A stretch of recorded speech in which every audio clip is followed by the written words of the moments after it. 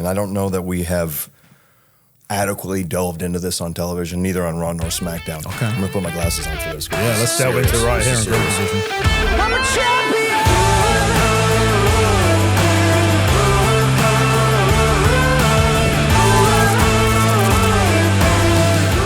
Raw General Manager and General Wrestling Legend. Well, Adam Pearce. Let's calm down with the legend word. Well, We toss that word around now. Everybody's there. a legend. Yeah. Old timer, I'll take that. Okay. Yeah. Old timer Adam Pearce. Welcome to our series Gorilla Position Beyond the Ring, proudly sponsored by WWE 2K25, where players can step outside the ropes for the first time and onto the island. But if...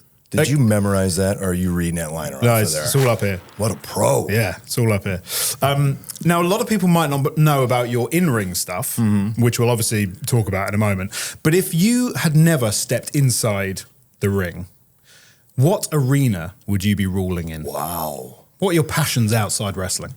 That's the problem with a guy like me, a wrestling lifer. Been doing this since I was 17 years old. Yeah. So what arena would I be in? I honestly have no idea. Really? Haven't had a whole lot of passions outside of pro wrestling and American football. So maybe American football, although I was not that good. Okay. So I'm glad I'm here today. Yeah. Okay. That makes sense.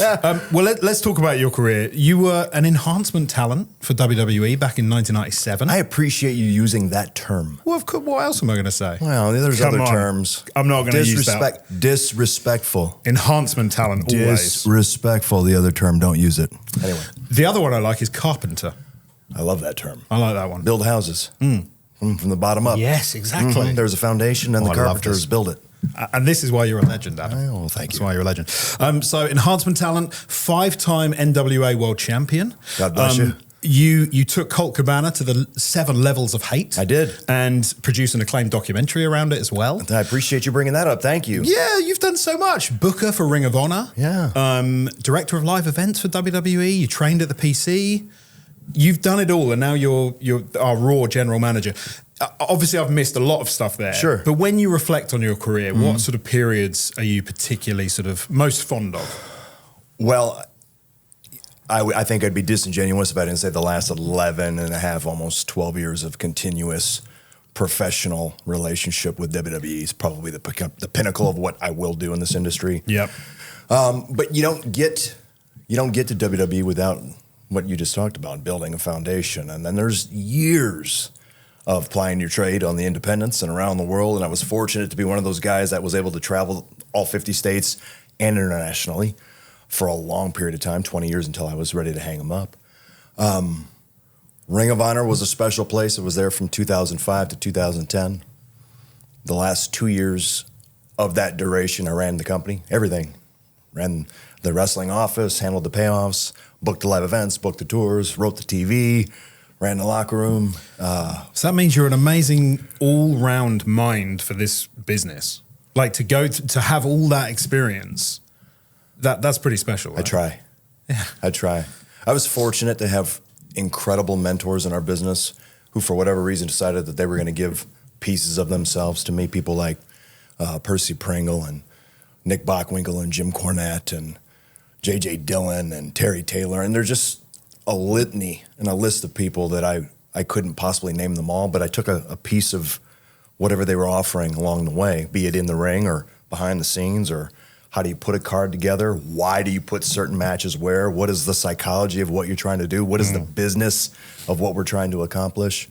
And you kind of wrap that all up into one little ball, and I think that's me, and I can pop the popcorn too. Now, we are living in a golden age of WWE. I think so. Right now. Yeah. I believe that, both in obviously a business sense, but in a creative sense as well, a true boom period. You couldn't be more all over it because you are our on-screen Raw GM, backstage producer and trainer. Out of all the your kind of active roles in WWE right now, what is your favorite part of it? I get that question a lot, and I think, it's easy to just say I love pro wrestling. There's not a piece of the business that I don't enjoy, which is why I had a passion to kind of dive into all these different facets to what we do. I love the coaching aspect of it. I didn't know I would love the coaching aspect of it. When I got hired here full-time in 2015, it was to be a coach at the PC. Okay. I had never coached full-time prior to that. Jerry Briscoe, Bill DeMott, Matt Bloom saw something in me, Jim Ross, William Regal. Again, here's all these names, and I'll forget. If I forgot you, you know I love you. They thought, here's somebody who has a passion, who's reliable, who's accountable, who's responsible. Pass the torch. It's an honor to be where I'm at. And I love all the roles. I think it would be, again, disingenuous to say I love being on camera, playing the GM, whatever the crazy scenarios you find me doing, but equally behind the scenes, watching the light bulb go off on a young wrestler when there's a little facet of something that maybe they didn't think of. Hey, try it this way. Oh, damn, that worked. Yeah, that happens. That comes from experience. I love that. That might be the thing I love most about our business is seeing the light bulb go on. Nice. Yeah. Well, I can tell, watching you on screen, that you love being the on-screen Raw GM. Most fun I've ever had. Yeah, and that comes across on screen. You and Nick Aldis are both brilliant GMs, like facilitating great stories and angles rather than the much kind of overdone heel manager like we saw a lot in the past. How do you sort of prepare yourself for that stuff, and do you see yourself as a character like you did in your active wrestling days? 100% yes. Right. To your second question, what I love most about Nick and I is that we are, and I've said this before, the general manager, the on-screen authority, the WWE official that I was for years before I was the GM. These are not the focus of the storyline, but a tool to focus the storyline, to change direction.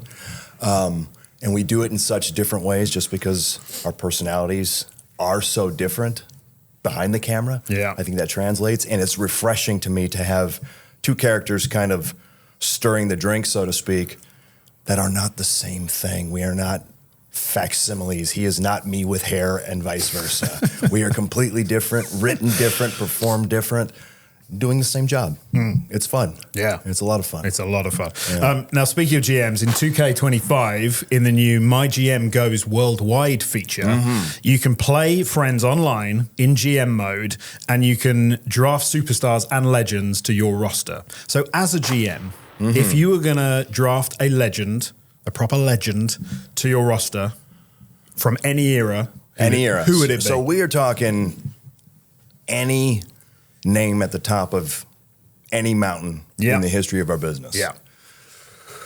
Who would you draft to your roster? This might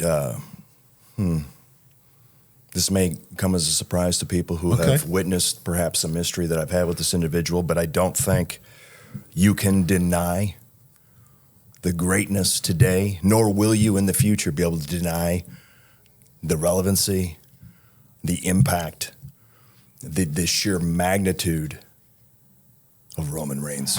The OTC is here. First, you didn't see that coming, right? I didn't, no. Yeah. I was trying to predict who you were going to say. Do you think he's up there with the tippity top of all the wrestling legends that has ever been? He's got to be, right? I don't like doing the Mount Rushmore thing because I feel like that limits you. Yeah. But if you're going to do that, I don't know how you can be honest about doing that without mentioning his name. He belongs. I totally agree. You know what I mean? Yeah. And you talk about the litany of greats, and I'm a humongous, and I'm a little older than most of the people playing 2K25. I love Harley Race and Nick Bockwinkel and Ric Flair, of course, and Hogan and Stone Cold and John Cena and Bret Hart. We can list names for an hour and a half. You telling me Roman Reigns doesn't belong in that category? I 100% think he does. I don't like him personally. I don't. No, well, that's fair. I don't like you. That's fair. I do not like you. Not a nice man. I do respect you. Now, talk to me about your producer role within the sort of creative team. Are you in kind of storyline meetings? Are you involved in that? Or are you as surprised with some developments as us fans watching at home? One of the things that I really respect about our industry is the camaraderie that the writing team and then our production staff has in terms of putting our best foot forward. I really do think, having been around here now for almost a dozen years, seeing the progression from different regimes coming to today, that there's never been a better team where everyone feels like they have a voice and everyone feels like they can contribute in a way that's going to be material to what you're doing. And these things happen on a daily basis. I've always been fond of the saying, and I use this, didn't matter where I was booking, Ring of Honor, even before that, small independents in front of 50 people. I don't care where the good idea comes from so long as it comes. And I feel like in a lot of ways, that's kind of a mantra here today with what we're doing. It's not, there's an edict giving and that's given and that's what we're doing, although that happens in our industry. It's very much a team effort and probably the best team I've ever been a part of. So if you've been around for a long time, you've really seen that change, because it feels from a fan's perspective that Triple H has driven us into this much more cohesive, creative era where everyone's voices are heard. Have you seen a lot of changes from your personal perspective since Triple H took the mantle? Yeah, I don't want to say a lot of changes. There certainly are changes. Anytime you have a new person captaining the ship, it runs differently. Yeah. The direction is going to be different. People, and I believe this too, bookers book what they like, period. Yeah. And then the product True. takes on that feel. Yeah. That's not to say that people weren't able to voice concern or ideas or bring forth their own passions previously, because we absolutely were. We're in the same production meetings with the same writing staff, with the same production people. It's, you know, there's changes, obviously, but it's not like this is my way and we're doing it my way and now it's wide open. It's always been a cohesive thing. Perhaps some people are more open to ideas than others. What's your favorite thing about... How was that for a very carefully, corporately navigated answer? Very political. Very, very nice. Yeah. Very smart. You've been trained in every aspect of the business. What's your favorite part of this right now? Because we, as fans, we watch it and we just like, every show seems to be like a rock concert. Yeah. When we think about It's like wild. Jey Uso's entrances, you know, the crowds over here in Europe, phenomenal.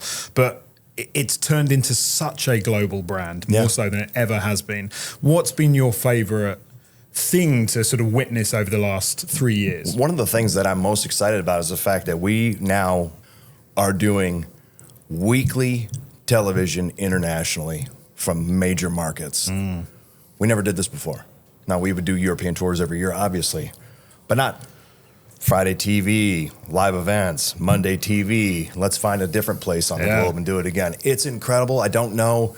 I think Netflix has a huge part in that. Incredible partners, and we're looking forward to the next 5 years and beyond. This thing is so wild, and I don't like to use the term boom. You said it earlier, because it's always like, man, I'm afraid that bubble's going to burst. You know? Right, okay. But I listened to Triple H in this, and he's like, man, I don't feel like we're at the peak of this thing. I feel like it's just started, and the momentum is crazy.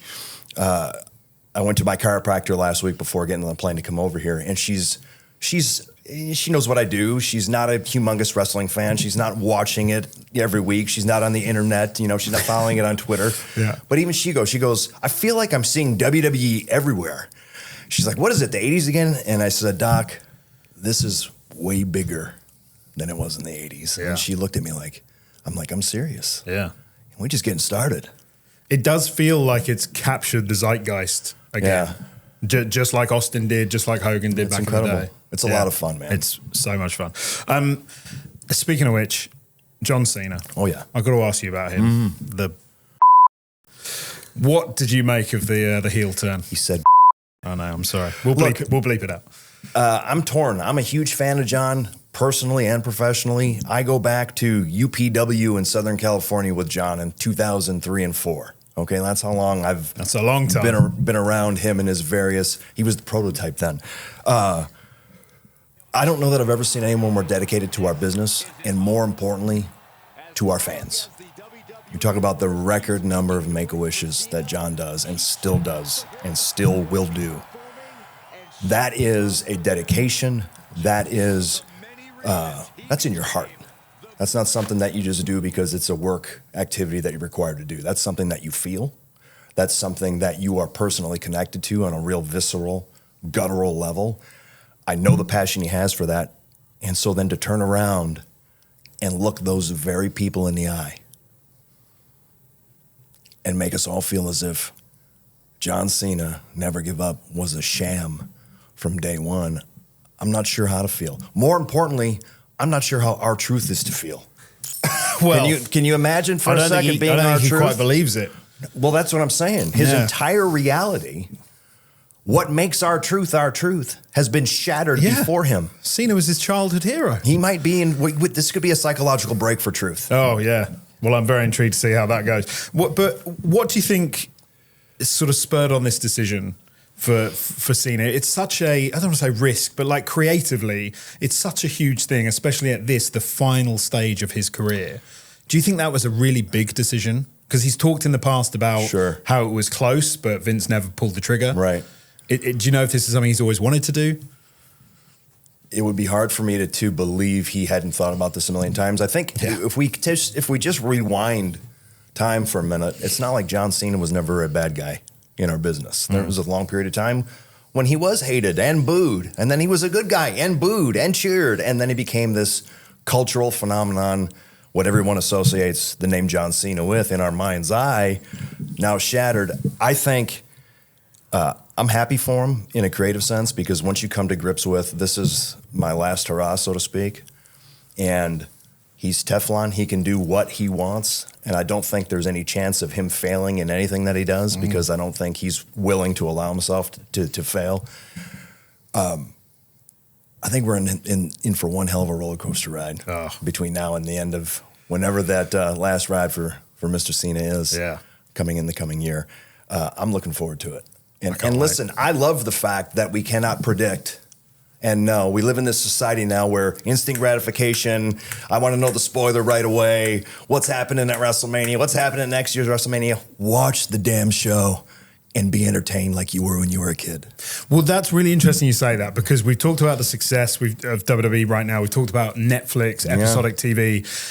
Triple H, it seems to be, like I believe the success of WWE right now is because of the long-term storylines that fans can emotionally invest in. We've got Cena right now, the rise and continued brilliance of CM Punk, his work with Drew McIntyre, the bloodline, the list goes on. What's been your favorite thing that might surprise us in terms of story or character? Is there something that you've particularly enjoyed over the last couple of years? You know, I have a more personal connection to CM Punk than most fans might realize. Yep. We've known each other since we were 17 years old.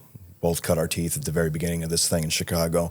I'm very personally gratified to see him come back after his time away. Yeah. And I was one of the skeptical ones, skeptical, you don't know. People change over time, and friends have falling outs and don't speak for periods of time. And then, they say time heals all wounds. And it seems like in his case specifically, he has changed. And he's back with a passion, a very similar passion that I remember seeing when we were teenagers. And, we're not young anymore. And I think he recognized that. And again, when you come to grips with there's a finality to this whole thing, and you want to do things the right way on the way out, not saying he's on the way out, but metaphorically speaking, it gives you kind of a peace, and it kind of opens you up. And I think he's having more fun now than I've ever seen him have. And again, that's going back 30 years. So my next question was going to be about Punk, because still a year and a half later, it's still such a talking point, obviously online, but with fans generally, what's he like backstage? Yeah. Some people just assume he's still a troublemaker. Other people really believe he's a different guy. So given your history, what's it like having him back in WWE? Does he feel like a completely fresh character? It not only feels like it's a fresh coat of paint for him, professionally, I feel like he has now reckoned with the fact that he came home, which means he knows he left home when he probably shouldn't have. And listen, people do things for different reasons. Of course. And hindsight is always 20/20. If you ask him, put a gun to his head, are you happy with the decisions you made? I think ultimately the answer to that question is yes, because that brings you to today and where he's at today. And I think today he's a much more lovable CM Punk than in days past. And I can say that personally speaking. So again, I'm excited to see where he goes. This thing with him and Seth Rollins, it's been fun to watch. Obviously, we saw what happened last week on Raw. I don't know when you're putting this out, but shenanigans are afoot. Shenanigans. Talking of shenanigans, The Rock. Yeah. So he came back obviously recently on screen. Seemed to have disrupted plans for WrestleMania. No. Again. Like from a fan's perspective, it doesn't matter because the final boss has made the build up to WrestleMania white hot for the second year in a row. But is that how it happens? Like when the final boss rolls into town, do plans get changed? Think about this for a second. Situation? The final boss rolls into town, and he doesn't seemingly even care about being in the main event of the biggest card on planet Earth. The man is talking about wanting people's souls. Now, I don't have... It goes deeper than WrestleMania, I could show you my wallet, brother. There's not enough coin in there to buy a soul. I don't know what a soul costs. I asked Cody, what does a soul go for? Yeah. Like, are there options on the soul? Do you got, like, leather seats? Like, what's the deal? The man's wanting souls. What does that mean? Yeah, I'm not sure. Okay, me not either. sure. Let's watch the show and find out. Okay. But does he disrupt things? Does he tear the script up and start again? People's souls. How can you disrupt? You can't disrupt humanity more than your soul, brother. I'm going to reach into you and pull your soul out. That would change things. Of course, he disrupts. Yeah, he is the number one disruptor on worldwide episodic television. I think, bar none. And is that part of the fun, or is that a stressful experience? I think it's fun. Fun. If I'm a fun fan, stress. if I'm at home and I'm watching, and here is Dwayne Johnson, who I identify as perhaps the biggest movie star on the globe. Yep.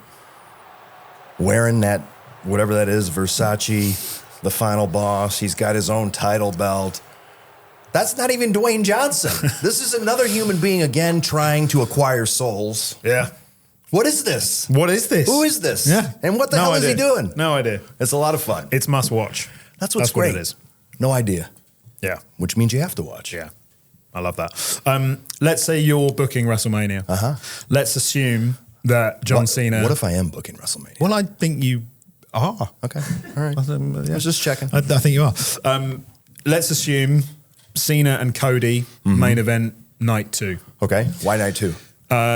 Just because that was the assumption I made. All right. I like that. Go ahead. Yeah. Who would you put main event on Saturday? Because lots of talk, for instance, your friend CM Punk, so much talk about him main eventing WrestleMania. There is potential, it seems, maybe a 3-way with Seth and Roman.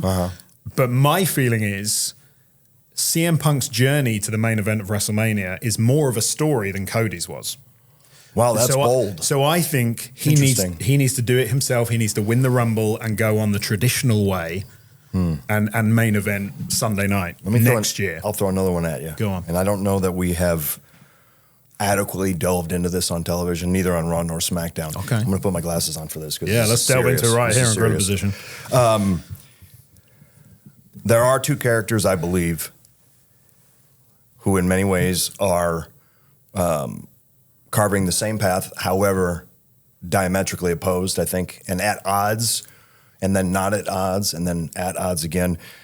I don't know that this is a main event of WrestleMania, but perhaps it's a main event anywhere else in the world. Indulge me, if you will. If you were to put Nick Aldis in his tights and boots and the Scrap Daddy Scrap Iron Adam Pearce in the one-strap singlet. Yeah, there is one thing. Hold on. Goosebumps. There is one thing I will disagree with. I don't think. I think you're wrong saying it's not a WrestleMania main event. I think that could main event WrestleMania. You flatter me, sir. I think. I mean, I've got it written down here. Is there any regret when you look back on your career that you didn't have an in-ring run with WWE back in the day? Was that ever on the cards? No. Okay, why not? So this is hard, I think, for wrestling fans, specifically online for whatever reason, to wrap your head around. I've always been a realist, okay?